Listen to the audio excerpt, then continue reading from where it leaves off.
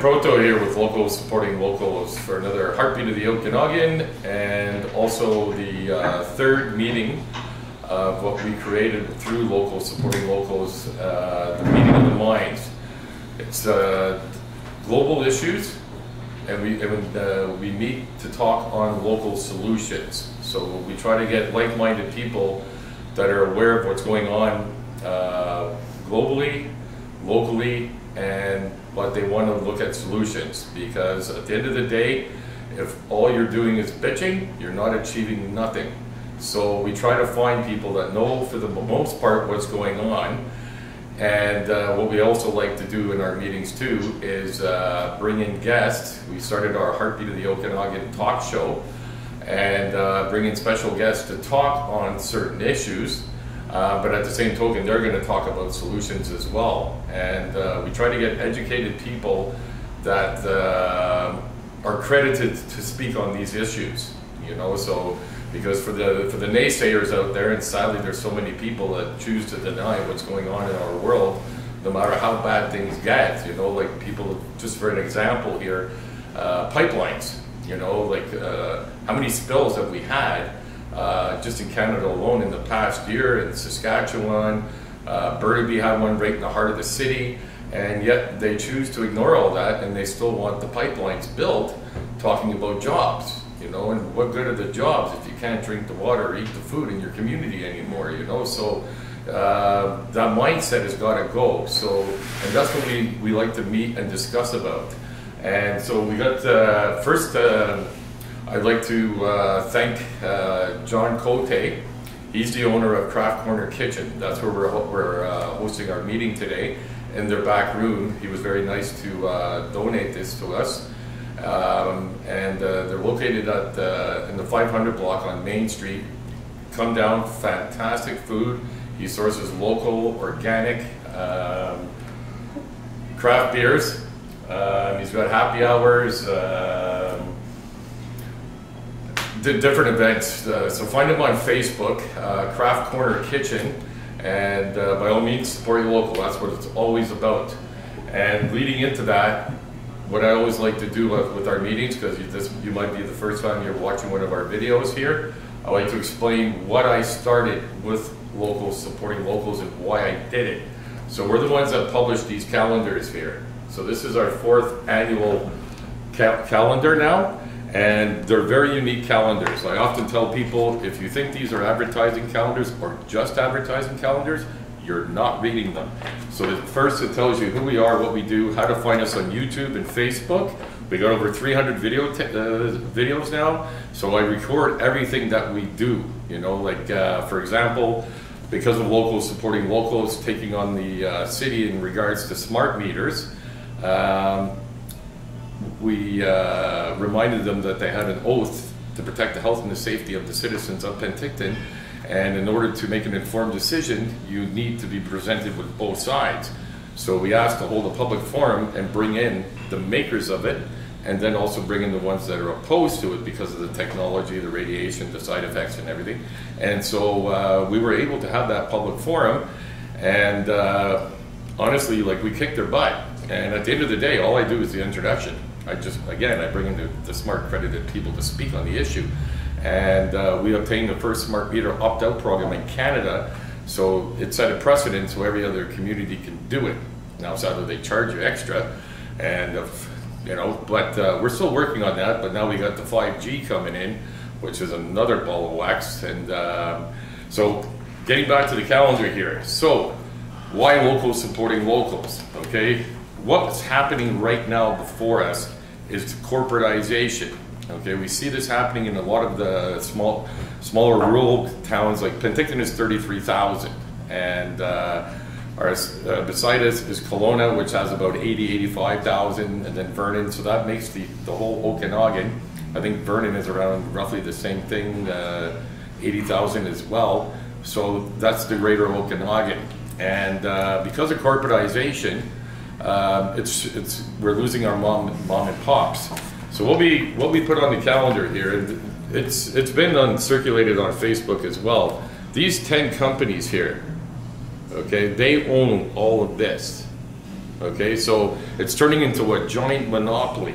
Okay, and technically we used to have laws against monopolies like this taking place, where they're taking over all of our media, our food. That's a biggie here. So the solution to corporatization, which is fascism, is keep your money local. You got to bankrupt the bums, you know, because they're stealing everything. It's not like they're doing it for the betterment of the world.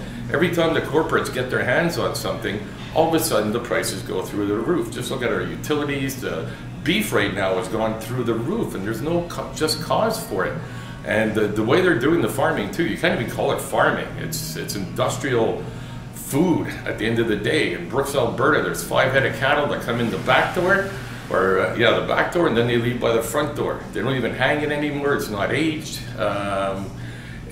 And apparently in Brooks, it's equivalent to 140,000 toilets being flushed at the same time. Is what goes into the water system down there. You know, so if you gotta drink that crap after, pardon the pun with the crap there, but so I mean, corporatization is not in our favor here. So this shows you on there, and World Alternative Media, and we actually have Thore Stub Sneisen. That's actually one of our guests today. He's part of that, and I'll introduce our 2 guests very shortly here. But Josh Segerson, okay, the founder of World Alternative Media, wrote an article in here as well, explaining exactly what's going on here. And then with the calendars, we include alternative media, including, so I'm going to put some shout outs here to We Are Change Victoria with Josh Steffler, and as well Press for Truth. Dan Dix does some great work, as well as World Alternative Media with Josh Segerson and Thore Sneisen there. He's their economist. Yep. And also, you can go to our site. What we do a lot too is whatever these guys put out, we take their videos and put it up to our website so you can see them on there as well, and then share it, because these guys really do their homework here. Same thing with Alex Newman here. He's a professional journalist, and he's credited to speak on a lot of issues. And when we get into this, trust me, you want to stay for the whole thing here, because we're going to open a can of worms, and people that are sitting on the fence, not sure, you know, with climate change. And that's one of the biggest topics today. And if you're against climate change, you hate the world, and I mean, they even talk about putting you in jail for denying it. So yeah, and then we also included alternative health. So we got natural news, drmercola.com, and also for pets, because even with pets now, they're getting over-vaccinated, just like us humans, and they're eating all of our I mean, their food, if you think our food is bad, you can only imagine for dogs. And you can see it today, too, with a lot of the dogs. So then, then we also, and this is a very big issue as well, is glyphosate. Okay, glyphosate is the poison found in Roundup, okay, that kills everything, okay, that's being found in foods now. And Cheerios is actually #1 on the top, okay? So that's the #1 cereal that kids get put on after they leave, you know, the mother's boob. That's the #1 cereal chosen by families. And so sadly, you know, there's no safe amount of glyphosate to eat, okay? It's just pure poison here. So also another issue with the glyphosate I want to bring up here, and people need to start looking into this, is glyphosate is being sprayed in NBC forests, New Brunswick for sure, and it's an agreement they have with the logging companies. Okay, so do the research on this. Don't trust me on everything I'm saying here. And so the reason why is because it's cheaper and easier to harvest dead trees. Okay, and they're also doing it with a lot of the agriculture too, like with wheat. When it's ready to harvest, they spray it with glyphosate. Then now it dies off, and they just cut it down. And so that's why with the wheat isn't in so many of our foods, so that's why the glyphosate is being found in there. But the problem we got here is now it's dried out, killed everything else. It's not just falling on just the trees themselves, you know. So you combine that with the pine beetle, that could explain these fires that are spreading like crazy. You know, no sooner lights and boom, you know, the town's gone. You know, so this is being sprayed everywhere and throughout BC in the forest. So they're not cutting around the communities or anything here either. So that needs to be addressed. You know, what they keep making you look at is the cigarette. blame the guy with the cigarette, you know. And yes, I'm not saying that cigarettes aren't causing some of our fires. There's some idiots out there that throw them out the window. Yeah, they do deserve a punch in the head. You know, they deserve to lose their license. You know, some of them deserve to go to jail if people are harmed. But that's not what we need to focus on. We need to focus on what's causing the fires, like they are. So glyphosate, yes, and Tony Mitra is heading it up here in BC. There was an New Brunswick minister that wanted to do a test to find out exactly how much glyphosate was actually being sprayed throughout New Brunswick forest. And she got fired. Imagine that. You know, so reasons to be concerned about these issues. You know, so we got to start asking that question here, okay? So the purpose of the Meeting of the Minds is to discuss local solutions. So some of the things that we're working on here is we're forming the board for local supporting locals, and Ricardo Menenza is our vice president, and so we like to host these meetings and try to move forward with the organization here. So if you're like-minded and you have solutions, come down and join our group. You can go to localsupportinglocals.com.ca and find us on Facebook, Local Supporting Locals. And just a heads up there, so you know, it's not just about promoting local businesses. Local Supporting Locals, it's about all the things that are happening and why we need to support one another in order to stop some of these issues. Some people are like, I just thought this was about advertising for local businesses and farmers. What is all this stuff? You know, it's like, I give you a heads up, you know, it's about everything. But yes, support your local business, and we want you to promote your local business on our Facebook page, but you can like us on there. You can also find the Meeting of the Minds, Okanagan-Boundary, and like us on there. So we record our meetings and we put it out for everybody to see. So just to move forward, so that's a quick one. And just to throw in a plug here, when you come to the meetings, Ricardo Menenza, the vice president here, his wife is a distributor for Omega products. Okay, so this is a nice big tub of coconut oil. Okay, this is very multi-purpose here. And you get a discount, you get the locals discount, and you can pre-order, so when you come to the meeting, they'll bring the products for you. Okay, so this is like normally $65, and you get a big discount if you come to the meetings, along with the protein powder too. And Omega is a Vancouver-based company, so that's awesome. So keeping it local.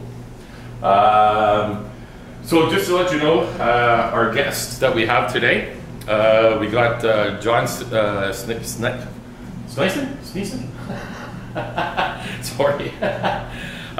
He just released a book, okay? Canada, the greatest economy in the world. The facts, and it's a big question mark there too, the facts and what you're not being told, okay? So this is gonna be an eye-opener, and he's gonna explain a lot of the economy of what's going on, and as well with the housing bubble, and we're experiencing it here, and I'm experiencing it firsthand. Where I lived, or first my neighbor, the house got sold. She's now home. She's still looking for a place 5 months later. Our vacancies are down like crazy. My house is now getting sold as well, so now I'm forced to go out and look for a place, and all the rents have doubled. It's crazy, and it's not like they've renovated it or anything either. They're just doubling. Like the costs are going through the roof, you know. So and again, that's where fascism comes in. It's to put you into poverty, okay? So, you know. So yeah, so John's going to speak on the economy and the housing bubble, and we'll talk about a few other things here as well. And then we got Alex Newman. He's a professional journalist. As you can see here, he's putting part with Fox, the New American, and he just released a book, Crimes of the Educator. So it's based mostly all in the U.S. education, but it also falls in line with what our education system here in Canada. And if you're paying really close attention, whatever happens in the U.S. generally will happen here, you know. So it's easy for him to talk, and he's going to be able to speak to what's happening in Canada as well. But also some of the other subjects he's able to speak on is what's going on with the UN, who they really are, you know, because a lot of people think the UN is going to save the day, you know, but no, it's not. So he's going to speak on UNESCO, which is also an extension of the UN. Climate change, which is a big subject, you know, because people are crazy today, you know, like you can't have an opinion on things. when it comes to climate change, I mean, they want to throw you in jail here. So he's going to explain the frauds behind what's coming out from the globalist with climate change. Because it's not to say that our climate isn't changing, but not the way the globalists are putting it out to us. So welcome to the show, guys. Nice to have you on, John.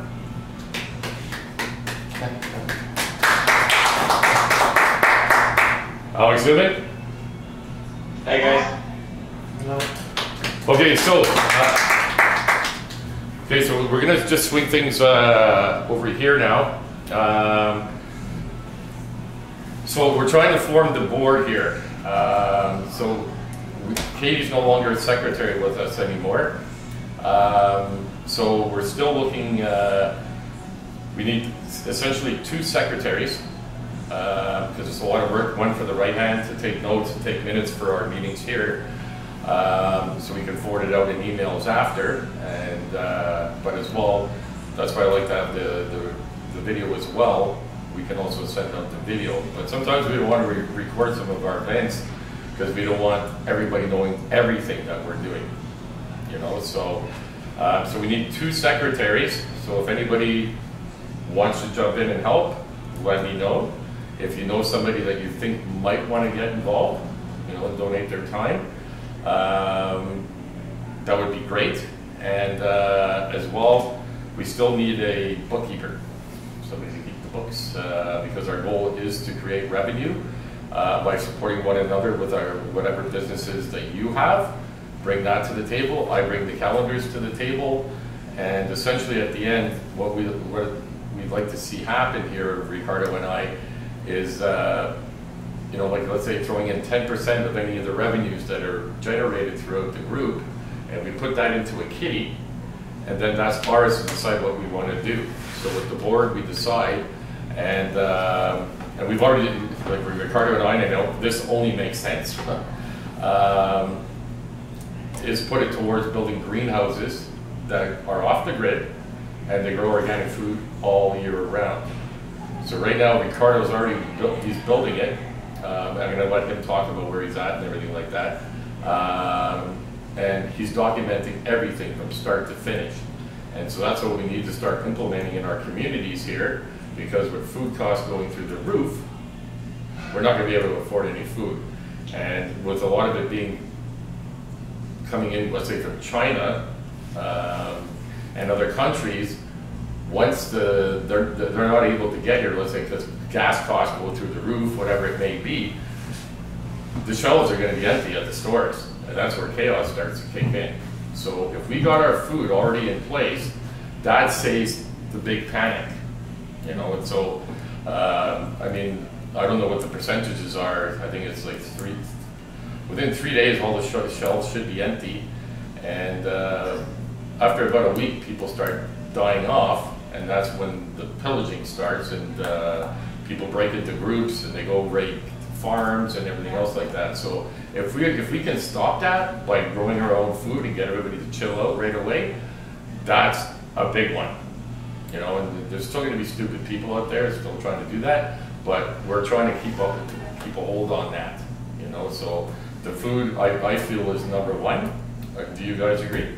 Yeah. Show of hands? Yeah. Yeah. Right? I don't know yet. You don't think that makes sense? Pardon me? Do you think it makes sense to do that?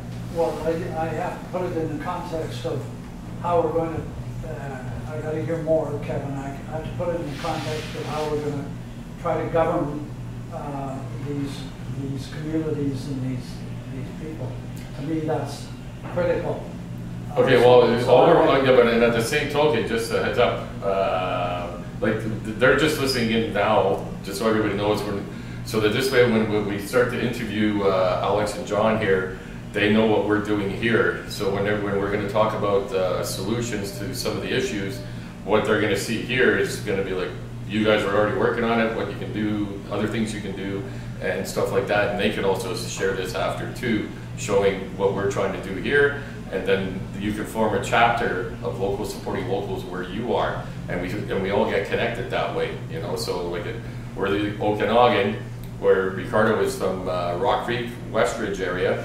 So there's certain things that grow down there that don't grow up here, and so we got to work together, you know. And even if we got to do it through a donkey, so be it. You know, so and if we have to communicate with what do they call it, smoke, like the natives. Yeah, smoke signals, not smoke too. But no, so the thing is, like what you're saying there, Brian, is that like all we're focusing on is here. You know, so what other people are going to do in their other communities, that's up to them. You know, take care of what you can see and what you can touch. Now, in saying that, it's a good question you just asked. So I'm going to let Ricardo explain what he's doing and where things are at with the greenhouses. With the greenhouse. Yeah. Okay, yeah, we started about 4 months ago. I built the greenhouse with So maybe if we can get you to come around there.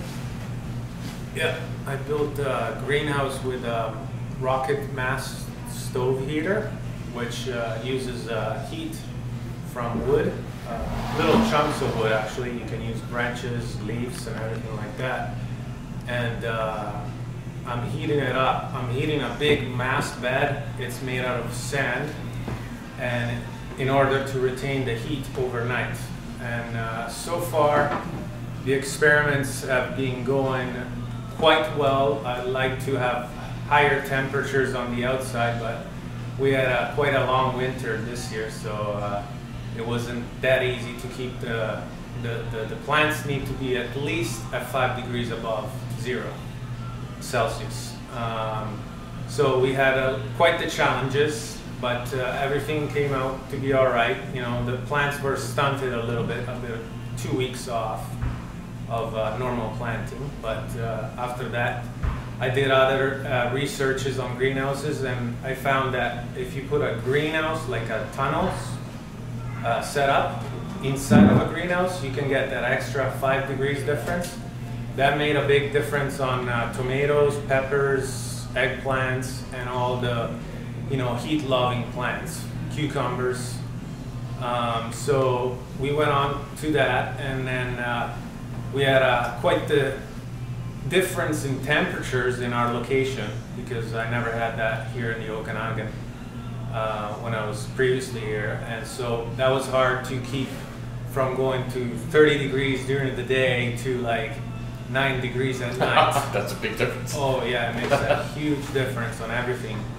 And now we got this, I don't know what it is, it's just, it feels like the UV rays of the sun are very intense, and I'm starting to get the tomatoes tops to burn out. So, and also I know that pollen, it's rendered dead after 95 degrees, and that's the temperatures we're getting. So that means that I'm not going to be able to get tomatoes in September, because all the tomatoes now are getting wiped out because of the heat or the UV rays or whatever it is that they're trying to do. Or So in other words, like you're the thing here is that you're learning along the way here. Yes. You know, and yes. so, and that's the purpose here. We don't want to slide over here. Because people just watch YouTube videos, and we want to actually have it done ourselves. Hands-on. Yeah, full hands-on here. You know, so at the same token, so people that are watching this and you're listening to Ricardo here, if you got tips, you know, by all means contact us. Again, supportinglocals.ca.com, and we'll connect you up with Ricardo, and by all means get some tips here. So, but you're also calculating all the costs here, right? Yeah, we're doing a cost-effective, and then also to preserve as much water as I can, because I'm on well water, and also with the rivers drying down, the levels is dropping about 6 inches a day. Wow. Yeah, we're getting huge losses of water shed.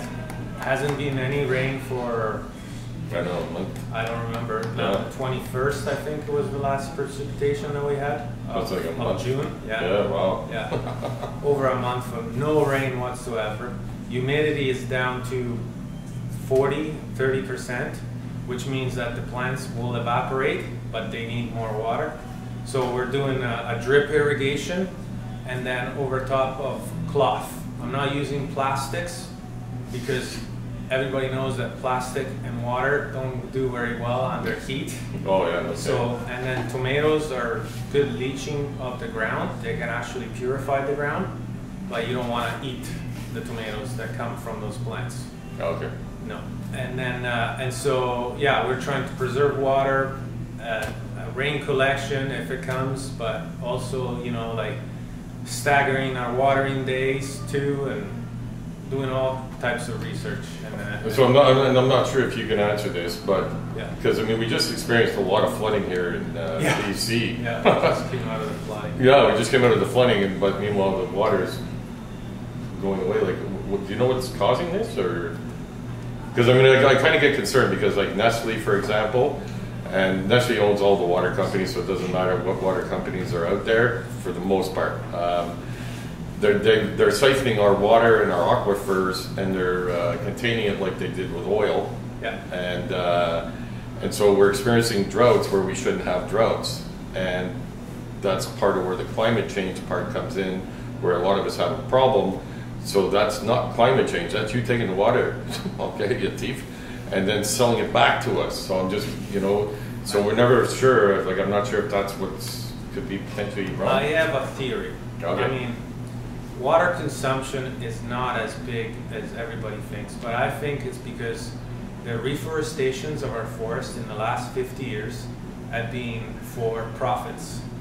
And what is for profits? It's the planting of pines, conifers, let's call them conifers, if it's fir, larches, and anything. But these plants, under high levels of heat, they will stop the growth process and they won't take up any water. Deciduous plants, on the other end, are not profitable because they're slow growers, like your maples, your oak trees, all your aspens, your birches, and all those have been taken out because they're not profitable because of the time that it takes from planting to maturity. So what's happening with losing our deciduous forest plantation, we lose evaporation. We lose our natural control for climate, because evaporation means cloud formation, higher humidity levels, means rainfalls, and they can tap into the soil 50 times deeper than a conifer does. So when you have your roots down 60 feet deep, they can collect all the water that is underneath and bring it up to the surface, evaporate, and then more, because they can actually bring up minerals and all this stuff. But because in the last 50 years we've been going into the forest, clear cutting, taking away all the good lumber, which was oaks. How do you think they had all oak floors back in the 50s in Vancouver, right? Yeah. Where did it come from? It didn't come that far because they didn't have the transportation technology that we have now. Yeah, it came from our forests. Yeah, that's right. Yeah, the whole Okanagan was filled with oak trees. It was filled with maple trees. And all got shipped down to Vancouver to build houses and all that. So I'm saying that we need to take care and recontrol back our forests. That's number one. And then what you were saying about the glyphosate, Yeah. it's also for tree plant. They spray weed control because then when the tree planters go in, there's no weeds to take care of and suppress the growth of these new trees. And So that's why the hit. deer population is flooding down to the valleys where there's no amount of spray because there's no food up there. Well, another thing too, and a lot of natives are bringing this up, and hunters, but because a lot of natives have got the same grounds they go to for generations and generations, and they don't ever see humans, but they're shooting them, they're cutting them open, and they got tumors, all kinds of cancer. Yeah, they got You know, all and so kinds that's of cancers. how did that happen? You know, and so, but just one more add-on there with the pines, because I saw a documentary with David Suzuki, A Silent Forest. You have to put the A in there, and you can YouTube this, and you can watch the whole documentary here. But they've genetically modified the pines as well. So that's actually Monsanto that owns those trees as well. Yeah, there's a big collaboration with all these great corporations to take over, and just for industry levels, and you know, to make the money, right? For profits, and that's not looking over 100 years forecast or 200 years forecast. Well, you're looking at, they look for past the next day. It's like, how much can we make not now or yeah, right exactly. now? They just care about their shareholders and just want to put out, you know, the most profits. And that's what's this. So that's interesting. Like I wouldn't have I wouldn't have thought of that in the types of different trees like you're saying here. Yeah. You know, they think everybody goes out there, look at me planting pines, and you know, and it's monocropping. It's monocropping. Yeah, you're not creating the diversity because see, as the conifers are acid-loving trees, so they will like an environment which is acidic, and then deciduous like an environment which is alkaline. That's why lots of the minerals, they need a lot of the minerals and stuff. But if you have a forest that is planted with both diversities, they both thrive because they keep the pH at a certain balance. There you go. And then you got all your cover plants down below in the forest, and you got rich soils.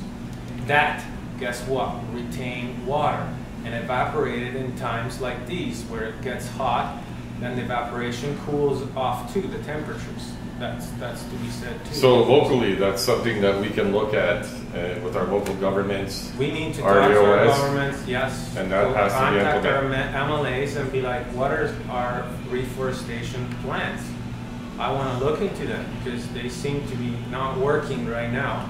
Well, you probably got to file a freedom of information because chances are they're going to lie to us. And, you know, not that governments ever lie, and, you know.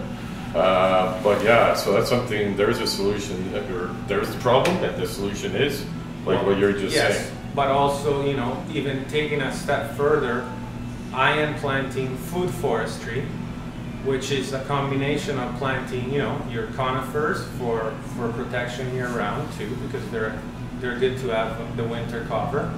And I'm also planting, you know, apple trees, you know, walnuts, cherry trees, walnuts, hazelnuts.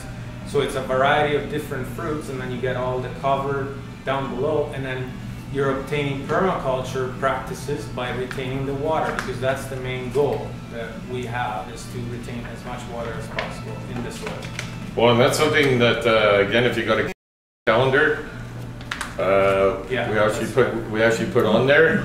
Ryan Foster has started Food Forest Penticton, so you can create your food, like along with the greenhouses that we were talking about here, but you can have food growing all throughout your community, and when it's done the right way, there's very low maintenance, you know, and yeah, you know, so people in the community that enjoy this can easily help maintain this. And yeah, it used to be like that. Yeah, you know, like all of us getting the Roundup there with glyphosate, the poison, right? And we're killing all the dandelions. This is funny. Then you go to Whole Foods Market and pay $50 for a bag of dandelions. Yeah, you know. And so I mean, we got everything so ass backwards, you know. And so we're just worried about you know, how beautiful our yard looks. I mean, personally, I think it's, you know, the more variety you got in there of good weeds and stuff like that, you should be rated #1 yard. Not the guy that's got golf grass, because that's useless. It's just, for some reason, pretty to look at, you know, so, yeah. Yeah. I just wanted to add one thing. Glyphosate is actually not a poison. Oh. That's why it's so bad. It's because the body doesn't recognize it as being harmful because it mimics an actual amino acid. And that's why it gets into our DNA and causes cancer. It's because it's not a poison, but it's not a good amino acid that we should be taking, and that's what's going on. You're going to have to break this down, because otherwise they'll start promoting it as something good here. So, well, explain this. Because the body doesn't have the capacity of recognizing it as a poison. Okay. Or else, if it was a poison, you know, you would sweat it out, you would pee it out, because the body can't cling to it. But because it's an amino acid that actually replaces glycine, the glycine amino acid, which is one of the 13 important amino acids that we have in order to build cell structures. And so, being, you know, twisted around, the DNA when it doubles up the cell, the DNA copies it, right? And then puts it out again, just like, you know, your strand. And then because it's glyphosate, it gives it a little bit of a twist, and that's why you're starting to get tumors, and you're getting all kinds of different allergies and all this because of just the little tweak in the change of the DNA of the cells. Okay, but so it is a poison though, right? Because I mean, like when you're spraying it on the weeds and everything else, because it does that. It actually alters the DNA of the weed. Everything it touches. Yeah. Yeah, and that's it's not categorized as a poison, because if it was a poison, like I said, everything would build a resistance to it, and you would, you know, your immune system would create, you know, fighting capabilities to actually get rid of it out of your body. But because it's not a poison, it's actually a fake. It's like your Trojan horse. Well, it makes me want to say that, are we experiencing chemical warfare right now? Oh yeah. Because I mean, oh, yeah. there's no cure for it, right? Just being aware and buying organic and local and growing yourself and getting good seeds and coming to the meetings and there you go. You know, helping out. Okay, so we can wrap this up, because I mean the purpose of today's meeting was so I can get the information out about getting the board. So in order for us to move forward and strongly, we need to make sure we got a good solid base, and we need to get more people involved here. So if you like what you're seeing here and you want to come down, like we said, we're looking for secretaries. We need bookkeepers, and Dylan Smeaton, he's also going to be participating on our board as well. He's, if I'm not mistaken, he's gone camping with the family here. And you know, we are in the Okanagan. The fact that we got anybody that comes out, because I mean it's beautiful here, so a lot of people enjoy the summer here. And trust me, so do we. But there comes a time when you still gotta take a stop and like, okay, we gotta make some solutions here. We have to address some things here. So trust me, we enjoy our Okanagan. It's beautiful here. So now in wrapping up here with the greenhouses. So what I was just saying to Brian here is how, with what you're doing, once we get it, I guess you can say perfected to a certain degree. I mean, you're always going to be changing and everything. The goal is to grow them for our communities here, or make them for our communities. Yeah. Yeah. So with what you're doing, it's gonna be set up from start to finish, how much it costs, and then as well, like you're a farmer and you also go to the farmer's market, so you sell your products. So the same thing we can do with these greenhouses is we initially sell the food, and it's always at a fair price. People can volunteer, and if you can't afford food, volunteer in the maintenance of these greenhouses. We'll find a way so that everybody gets access to it, because the one thing I can't stand, and especially like with the calendars here when we talk about organic and natural food, when people put up a resistance to it, they'll argue with it. It's full of crap, who cares, GMOs, come on kids, we all gotta die sometimes. I love that one, especially when they got kids. But really what they're saying is because they can't afford it. And that should never happen, like if you don't care, if you truly don't care, I don't care either for you, that's your business. You can go eat it if you want, but I think it's sad when you know now, and then so now you're eating the Cheerios and you're giving it to your kids, and you're eating chemicals, and you don't want to, but you have to because that's all you can afford, so that kills me when that happens. So we want to make this affordable to everybody. And that's part of our mission here with what Ricardo's doing here. So yeah, just have the community to subsidize our food system. That's pretty simple. Yeah, so how does that sound to you? Do you have any questions about it, or does anybody have any questions in regards to what we're speaking on? Sounds great. Looking forward to the results. Yeah. Yes. Well, the thing is we can we can take a drive down. You know, we can Yeah. do. Let's do that. Yeah, and go down and see what Ricardo's doing. You know, and we'll bring our work boots too. So just. Not if it's 40 degrees out. Yeah. We'll go to the river. Yeah. Like, He's got a river, so we can jump in the river. Okay, so we're gonna wrap up the meeting. Thank you guys for being so patient over here.